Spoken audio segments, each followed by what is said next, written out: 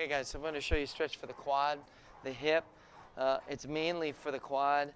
So what I'm going to do, you see I have a little pad down. I'm going to come down here and I'm just going to rest my leg up here on the true stretch. Now what I want is I want to align the knee right underneath the hip. So I don't want to be forward and I don't want to be behind it. Now if I'm a little tight, it's going to be hard for me to straighten out this hip. But that is the goal of the stretch, is to straighten out the hip. So I'm going to just hold on and come forward and back with it. Forward and back.